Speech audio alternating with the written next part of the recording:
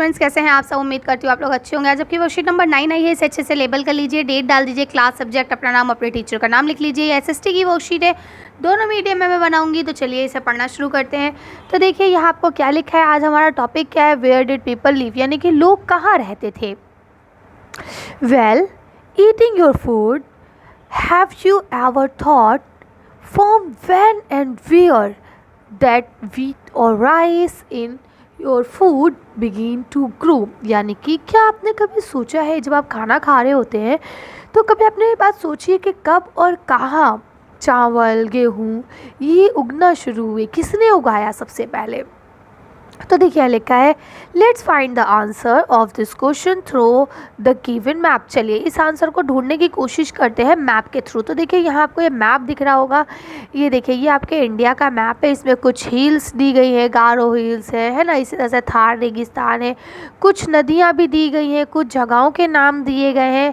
तो ये सब चीज़ें आपको दी गई हैं, आप इसे देख सकते हैं, है ना। तो ये पूरा आपको देखिए पूरा मैप है, दक्कन और वहाँ की नदियाँ जो आपकी, ये सब चीज़ें दी गई हैं यहाँ पे, ठीक है। तो अब आपने इसे देख लिया, चलिए हम आगे पढ़ते हैं। तो इसे थोड़ा सा जूम आउट कर देती हूँ मैं। अब देखिए क्या लिखा है आपको यहाँ question, now find the Sulaiman and Kirthar hill to the north west of India, ठीक है। In this region about 8000 year ago human beings to grow crops like wheats and barleys, ठीक है। तो ये बोलते हैं कि चलिए आप ना जो आपका नॉर्थ वेस्ट इंडिया है वहाँ पे दो रीजन है, उनको ढूंढिए कौन कौन सा। एक आपका सुलेमान है और दूसरा आपका कितारी है। तो चलिए देखते हैं कि कहाँ है ये। और ये वो दो जगह हैं जहाँ पे सबसे पहले इंडिया मतलब लोगों ने खेती करना शुरू करी, ठीक है। चलिए तो देखिए ये आपका नॉर्थ वेस्ट हो गया, हमने डायरेक्शंस के बारे में जाना है। तो यहाँ देखिए ये आपको दिख रहे होंगे दोनों, है ना, दिख रहा है। चलिए तो यहाँ से आप नोटिस कर देंगे, लिख देंगे। चलिए आगे चलते हैं। अब देखिए यहाँ लिखा है, locate the Garo hills to the north east. अब नॉर्थ ईस्ट में गारो हिल को लोकेट करना है। और दूसरी चीज़ क्या है, विंध्यांश इन द सेंटर इंडिया, और विंध्यांश जो है वो इंडिया के सेंटर में, उसको देखना है। These were some of the other areas where agriculture developed, ये वो अलग वो और कुछ एरियाज़ है जहाँ पे खेती डेवलप्ड हुई थी, ठीक है। अब क्या लिखा है, the place where rice was first grown are northern of the Vindhyas, यानी कि विंध्यास जो है वो जगह है जहाँ पे सबसे पहले चावलों को उगाया गया था, ठीक है। चावल सबसे पहले कहाँ उगाए गए थे, विंध्यास में उगाए गए थे। तो चलिए इनको देख लेते हैं। तो देखिए ये आपका, इन्होंने बोला विंध्यास कहाँ मिलेगा, वो मिलेगा सेंटर में। तो ये देखिए ये रहा सेंटर में। और ये आपका नॉर्थ वेस्ट में, नॉर्थ ईस्ट में मिलेगा। तो ये रहा देखिए ये नॉर्थ ईस्ट में, ठीक है। गारो हिल्स हो गया, कर लेंगे। चलिए आगे चलते हैं।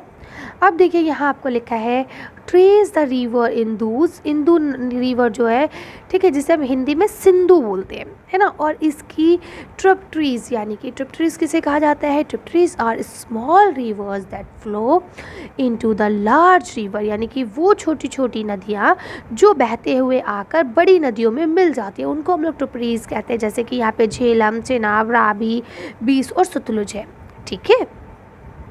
About 4,007 years ago, some of the earliest cities flourished on the bank of this river, और पहले कम से कम आज से 4700 साल पहले कुछ ऐसे लोग थे, कुछ ऐसे, देखिए जो भी इंसान रहने आता है ना, अगर हम कहीं रहने जाते हैं, मान लीजिए हम घर ख़रीद रहे हैं, ठीक है।